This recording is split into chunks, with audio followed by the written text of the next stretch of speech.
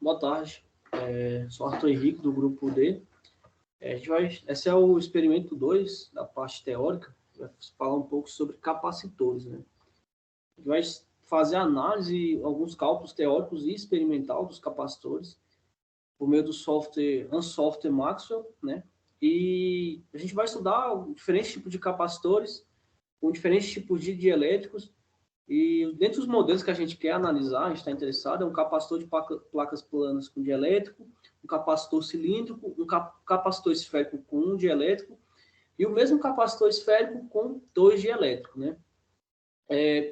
Basicamente, o que consiste, né, em um capacitor? Um capacitor, ele consiste em duas placas, pode ser planas ou pode ser concêntricas, como a gente vai ver, e nessas cargas ela contém cargas. Então, uma contém carga positiva, outra negativa. E por conter cargas elétricas e estar distante por uma distância d, vai surgir ali uma interação de campo elétrico, e esse campo elétrico eletrostático tem a capacidade de armazenar cargas elétricas. Então, por isso, e essa diferença de potencial também. Então, surge uma diferença de potencial, surge um campo elétrico. A interação da quantidade de carga que está contida nessas placas pela diferença de potencial, a gente vai dar o nome de capacitância. Porém, através das leis de Maxwell, que a gente vai ver, a gente também consegue determinar a capacitância em função apenas da distância entre essas placas, não dependendo mais da diferença de potencial. Bom, a gente vai começar com um capacitor de placas planas com dielétrico, né? Nesse vídeo aqui a gente tem Nesse vídeo aqui a gente vai demonstrar a simulação e a construção desse capacitor de placas planas. Ele é um capacitor que tem duas placas planas, com um dielétrico ao meio, e vamos ver mais detalhes durante o vídeo agora.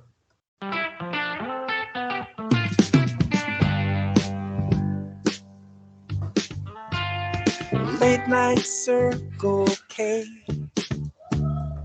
east side of LA.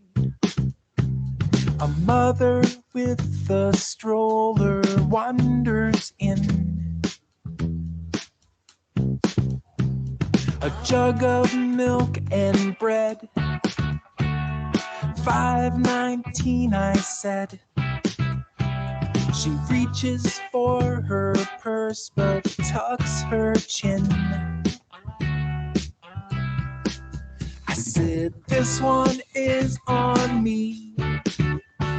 My daughter, she is 3. I know how hard the grind is every day. Hey. She smiles and nods her head and gives her kid a slice of bread. Just another day at the Circle K.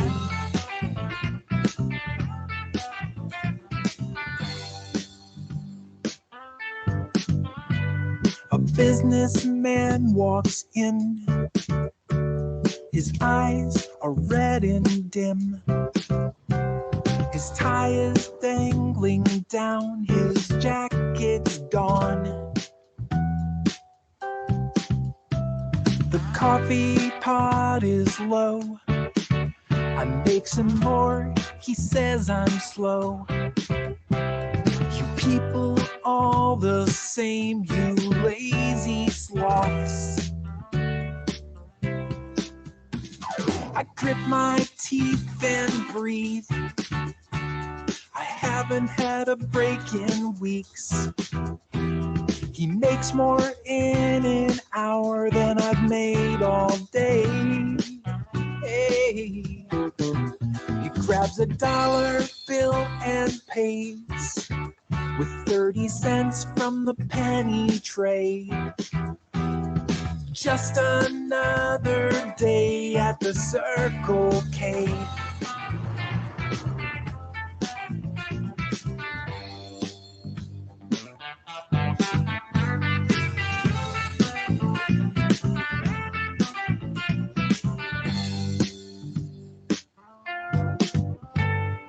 Arthur's right on time. It's 1:59. shelf tequila and Pall Malls. He said the streets were slow, the rain kept people home. He almost didn't make it for last call. I checked the sandwich case for stuff I'll have to throw away. Here's a roller dog from 2008. Hey. He said, I'm just glad to eat, and ventured out into the streets. It's just another day at the Circle K.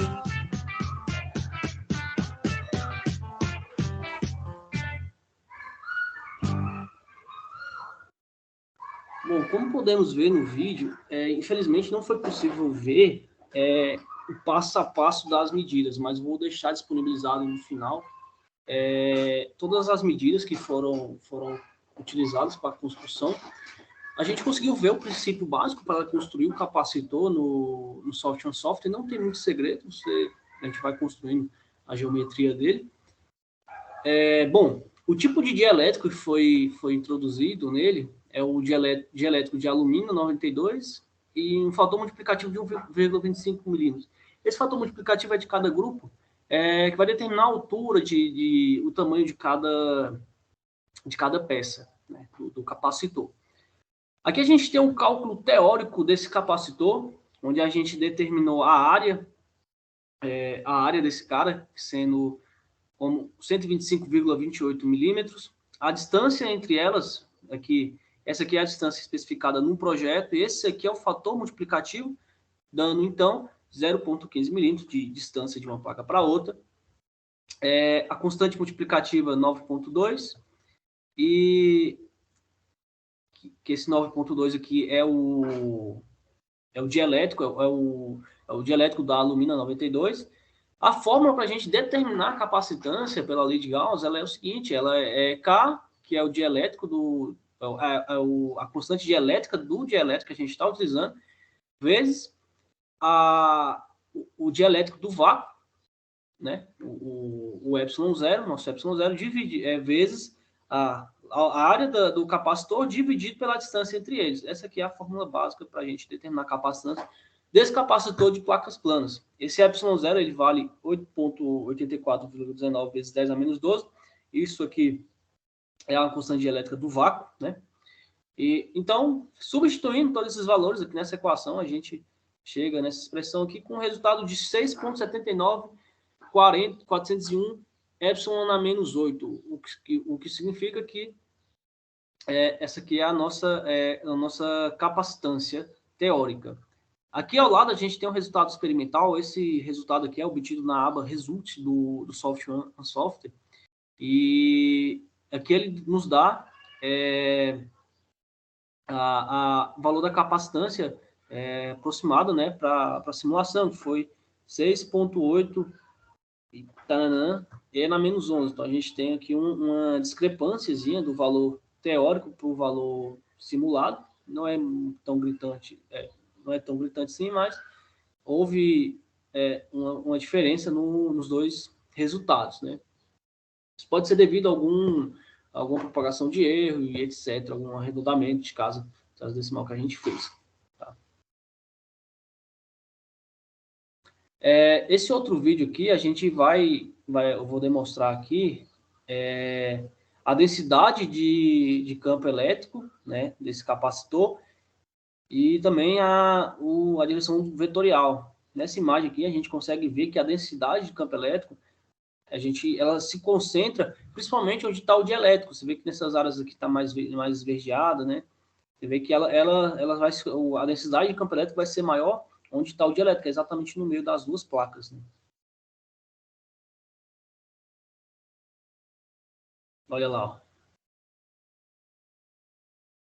Aqui dá para a gente ver bem legal que é exatamente no meio das duas placas é onde tem a maior concentração de campo. Olha lá, ó. O zoom. Ó, bem, quando ele passa no meio do capacitor, a gente vê que tem essa densidade maior de campo, né?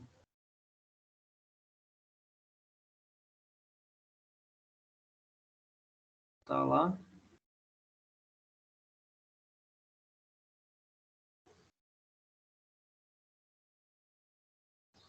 Agora a gente vai tratar com o campo vetorial dele. Vamos plotar os vetores de campo elétrico. Opa, foi mal, desculpa. Só um minuto que aqui. Adiantei um pouco o vídeo. In the hazy morning, she left without a warning into the great untold beyond. Não consigo. Não é isso aqui. É aqui.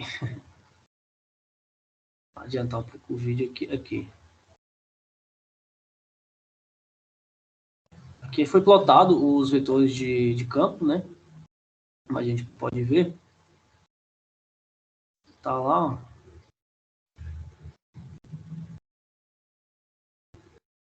Nossos vetores de campo, a gente consegue ver aqui claramente a direção desses vetores, onde a direção mais concentrada, né? As cargas que são aqui o polo positivo, é o polo positivo do capacitor, onde tem maior tensão, né? Então os vetores estão saindo nessa direção. Aqui como eu coloquei uma superfície para análise, um offset um pouco grande, a gente consegue ver aqui um pouco de efeito de borda, que são esses vetorzinhos aqui, ó, que estão cruzando de um lado para o outro aqui na borda. Isso aqui se chama efeito de borda.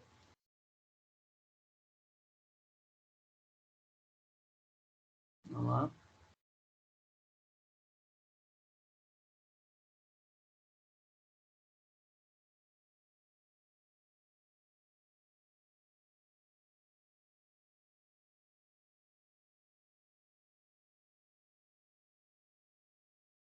Bom, aquele lá foi o capacitor paralelo com capacitor de placas planas com dielétrico, né? Agora a gente vai falar um pouco sobre o capacitor cilíndrico com dielétrico também, né? Esse aqui é o vídeo da simulação dele, de como ele foi montado. Novamente, também o software que eu usei para capturar a tela, ele não capturou as medidas, não sei porquê, acho que é alguma restrição, mas dá para ter uma ideia de como é feita a montagem e a estrutura dele. In the hazy morning, she left without a warning into the great untold beyond. And though I was abandoned, she left empty-handed, just a rambler with a song. And like a comet, she's here and gone. It's a blaze of light and then the empty sky. At least I tried. At least I tried. Didn't I ever leave a mark? Didn't I ever see a spark? Didn't I ever peel the darkness off? Well, maybe I'm just the lonely one. Maybe I'm just a loaded gun. Maybe I'm just a slur of mumbled words to another drunken verse.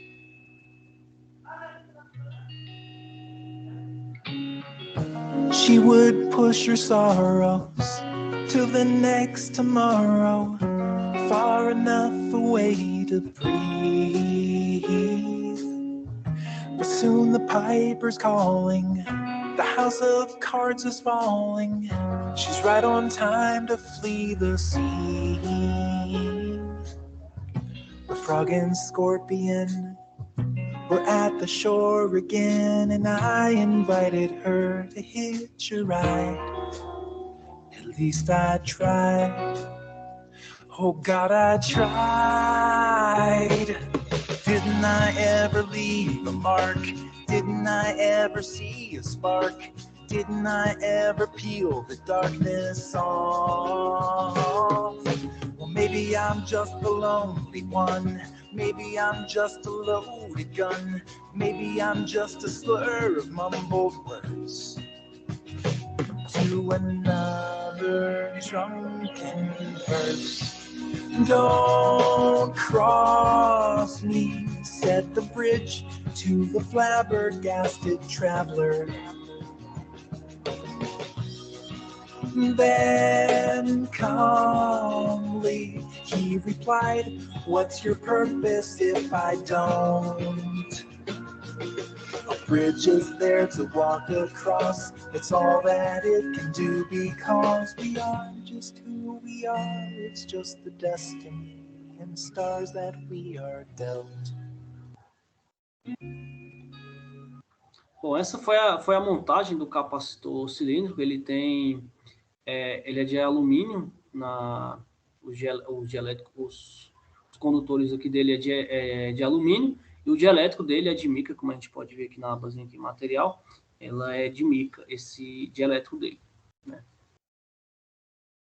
Isso aqui é o resultado teórico, né? A gente tem um raio menor, que ele é de 4 vezes 10 a menos 3, ou seja, 4 milímetros. O raio maior, o raio externo, ele é de 15 milímetros, e a altura desse capacitor foi de 22 milímetros, né? Para a gente determinar a capacitância desse cara, é por meio dessa fórmula aqui, também obtida por meio de cálculo integral, 2π ε0 vezes L dividido pelo Ln de B sobre A, né? O raio maior sobre o raio menor.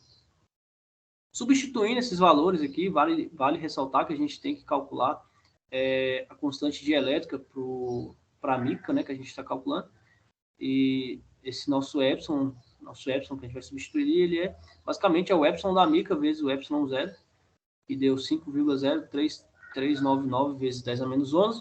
Substituindo tudo isso aqui nessa fórmula, né, nessa fórmula aqui, substituir todos os valores, a gente obteve uma capacitância de 5,277 E na menos 12. Isso é em farad, tá?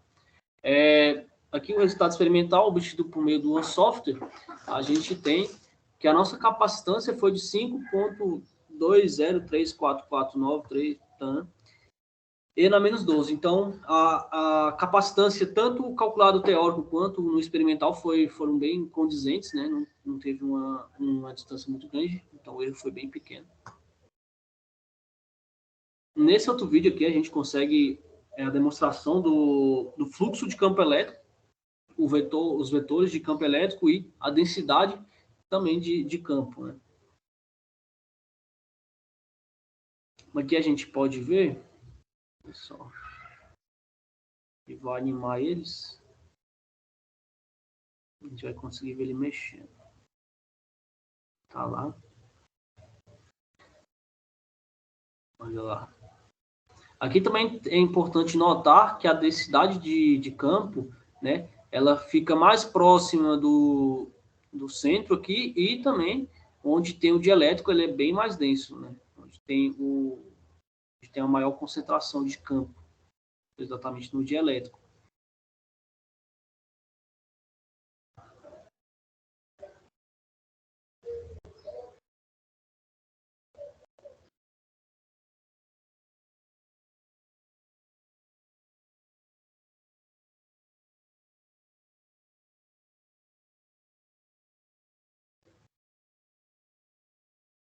Outra coisa que é importante a gente notar aqui também é a direção dos vetores, né? Esse aqui a gente consegue perceber isso com mais clareza.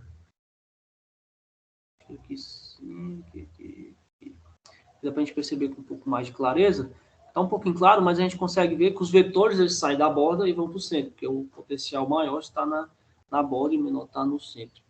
Bom, outra coisa que é importante a gente feita a análise aqui, se a gente colocasse aqui uma superfície gaussiana, a gente veria que só tem vetor campo elétrico, só tem campo elétrico na direção radial, né? Ou seja, a 90 graus da superfície. E o que acontece aqui, a gente só tem campo elétrico na direção radial, não tem nessa direção, na direção Z, no caso, né? Então, na direção radial. E um modelo real também teríamos efeito de borda aqui do campo, né? Seriam linhas transversais aqui, mas Nesse caso aqui não está sendo demonstrado. A gente vê apenas o fluxo radial desse campo. Bom, agora a gente vai falar um pouco sobre o capacitor esférico, né? Com o dielétrico também. Vamos ver a montagem dele. Opa, peraí. Mr. Newman, I'm assuming that you're looking for some humans. The brains are getting riper, but there's lots of work to do. I'll provide you with a manifest of all the new arrivals. I'm certain that there's something here for you. There's Alabaster, Leopold, and Maximiliano. Lawrence is a bargain, you can have him for a song. Oh, the places you will go with all the people you will know. In the magical menagerie of souls, you will find your muse, your font of inspiration. With some minor contemplation, the words will write themselves in the darkest realm of shadowy existence, the strangest minds that we can breed. Satisfaction guaranteed. Mr. Newman. Vou adiantar um pouco aqui, porque isso aqui é o que mais interessa a gente. Essa é a análise. A construção dele é bem simples, né?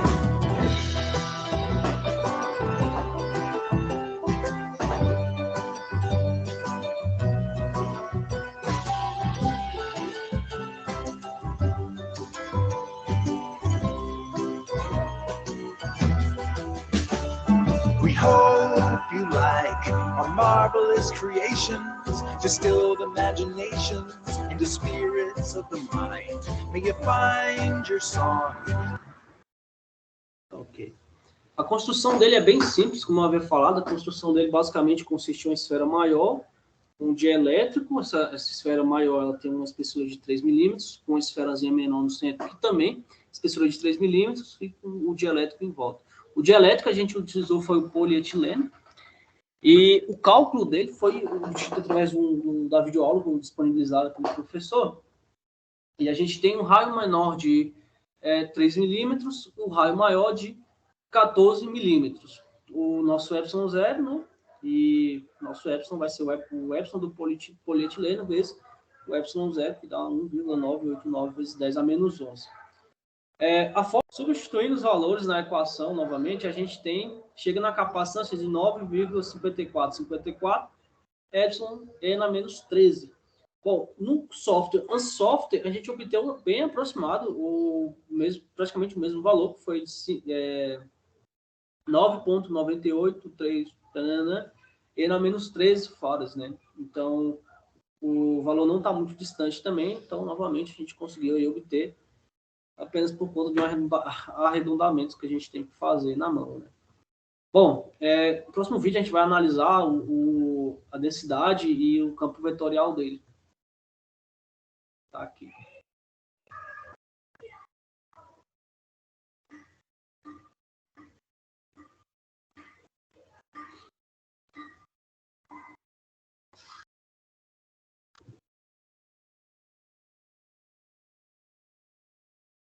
Tá lá, novamente, a gente consegue ver o campo elétrico todo na direção radial da esfera, né, todo tangente à esfera, saindo de dentro para fora, porque o potencial maior está na esfera de dentro e o potencial menor está na esfera de fora. Isso aqui é a densidade do campo elétrico. A gente consegue ver, novamente, onde tem o dielétrico, tem uma concentração de campo maior, e também aqui na parte de onde os vetores estão saindo, né? Ou seja, quanto mais próximo quanto mais a gente curta, mais a densidade aumenta, né? Quanto mais diminui a distância, mais a densidade vai aumentar de linhas de campo, no caso. Que é esse caso aqui, a gente consegue ver que aqui no núcleozinho do nosso capacitor tem muito campo concentrado, né? Olha lá. A gente vê que ele brilha bastante. Aqui eu tirei a coloração da esfera de fora, para a gente ficar melhor, da gente visualizar essa densidade aqui dentro, né? Olha lá.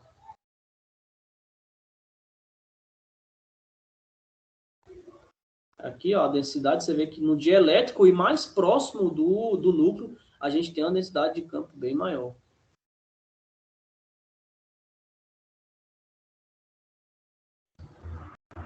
Olha lá. É bem legal de se ver.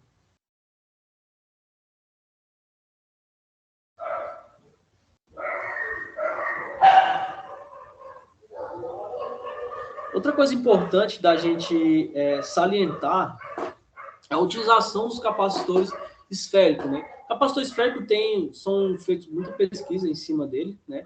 E ele é utilizado principalmente em laboratório, onde precisa se estabelecer um alto potencial elétrico, né? Você precisa de grande capacidade elétrica, então utiliza-se capacitores esféricos, na qual a capacitância dele aumenta de acordo com o raio, né?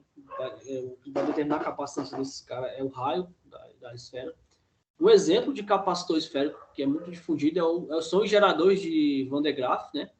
Eles são muito utilizados em laboratórios porque a gente consegue gerar uma tensão altíssima, né? Então, e há muito estudo em cima desse tipo de capacitor. O próximo capacitor que a gente vai falar é o capacitor esférico com 2 dielétricos. Basicamente, eu não demonstrei a construção dele, mas a gente tem os resultados. Basicamente, é um capacitor esférico, só que a gente só divide o dielétrico dele ao meio e constrói 2 em cima desse. A gente usou aqui vidro e borracha como os dois dielétricos. Aqui está o vídeo já da simulação. Já tem os vetores de campo plotados. A gente vai plotar agora a densidade. Vamos ver. Tá lá. Parece que é igual ao anterior, mas não. A gente vai ver uma sutil diferença, que é bem interessante de se ver, que é que no dielétrico com vidro a gente tem uma maior densidade de campo e no potencial com a borracha a gente tem menos concentração de campo. Olha aqui, a gente consegue ver isso claramente aqui. Ó. Esse aqui é o hemisfério que tem o dielétrico como vidro. Vê que está bem coloridão aqui, está bem até manchado com uma tonalidade mais alaranjada, indicando que a gente tem uma maior concentração de campo ali. Ó. Quanto que no potencial, no hemisfério, que esse hemisfério é com a borracha, e o hemisfério que é de vidro. A gente vê que não tem tanta concentração assim, de campo quanto aqui. Você vê que aqui já está menos manchado. Esse é o grande pulo do gato, que a gente tem essa imagem que a gente vê bem claramente, que nesse hemisfério aqui não é tão manchado quanto nesse daqui com a coloração mais alaranjada. Olha lá.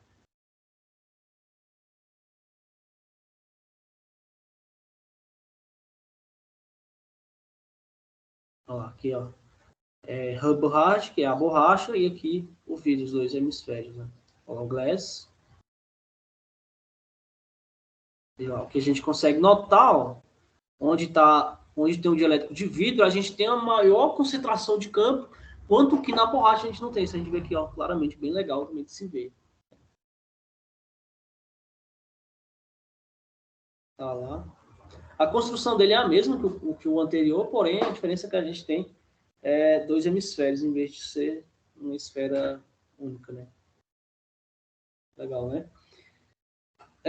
O próximo capacitor... Não, o próximo capacitor não, os resultados, né? Desculpa. Tá aqui os tipos de elétrico, foi borracha e vidro.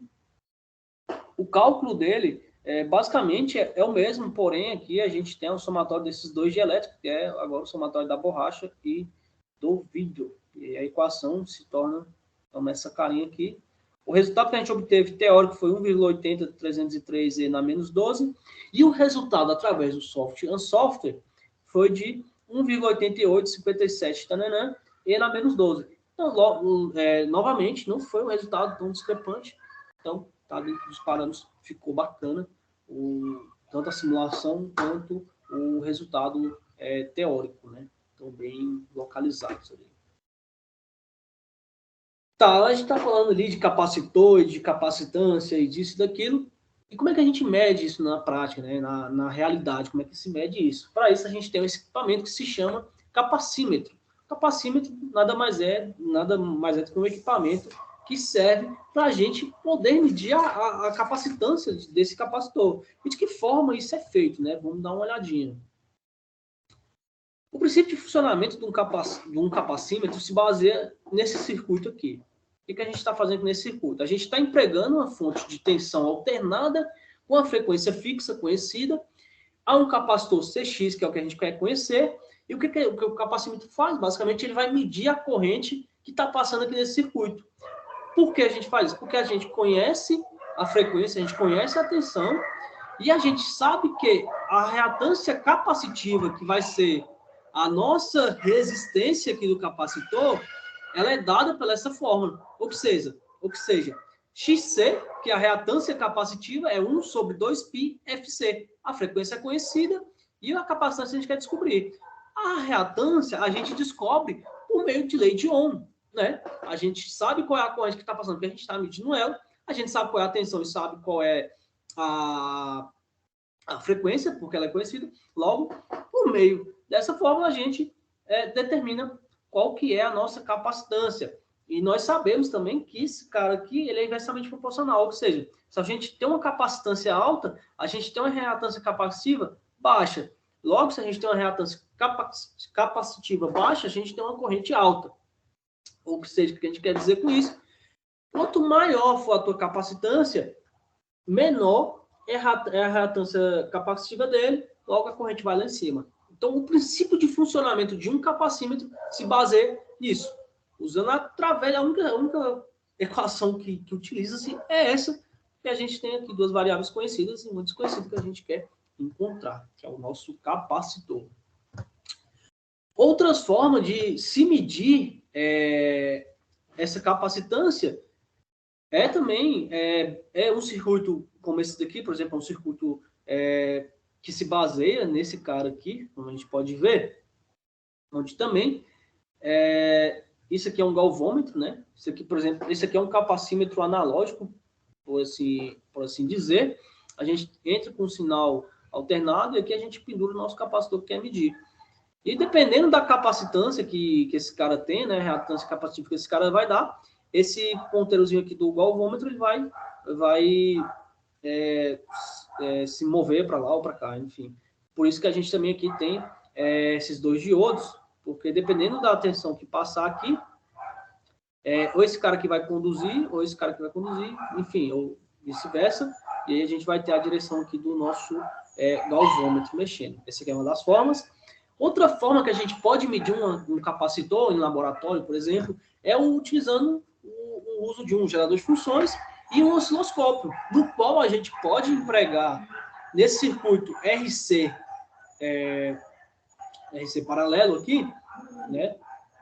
E que a gente vai ter aqui, a gente vai empregar aqui um pulso quadrado, né? Uma onda quadrada.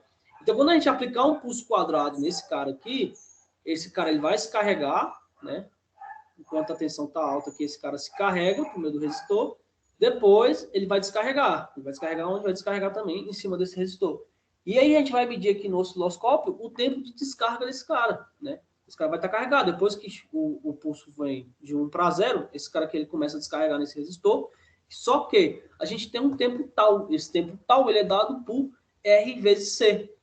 De acordo com essa... A gente mede esse período de... a acomodação desse capacitor, né, essa descarga desse capacitor, a gente consegue determinar qual que é a sua capacitância, uma vez que o nosso resistor é conhecido e, atenção, enfim, não vai importar, a única coisa que vai importar é o tempo de descarga dele, a gente consegue obter essa capacitância dele porque o resistor é conhecido. Outra forma também de se medir a capacitância é por meio de uma ponte de redstone. A gente vai pendurar o nosso resistor aqui. É um circuito um pouquinho mais sofisticado, mas também é utilizado na indústria para se medir a capacitância. Existem outras formas também, formas digitais, a gente conseguir medir a capacitância, que também é bem utilizado hoje em dia, por conta que a maioria dos nossos equipamentos, como a gente pode até ver aqui nesse exemplo da capa aqui do vídeo, aqui, a gente tem um capacímetro aqui digital, né? Então, a gente acaba utilizando métodos digitais, né, mais seguros e mais precisos para se medir a capacitância. Mas está aqui 3 métodos que a gente pode medir. Eu acho que o mais empregável assim, em um laboratório seria medir por meio de um osciloscópio e um gerador de funções, né? Você sempre tem à disposição ali. Deixa eu colocar o carregador aqui no notebook. Bom, sobre o experimento foi isso. Não foi possível fazer o experimento do capacitor cônico por conta não tive muita dificuldade em fazer a simulação dele, mas ficou válido o estudo. A gente fez o levantamento de estudo dele, mas não foi possível empregá-lo no software. Bom, os links, as referências foi basicamente essas aqui.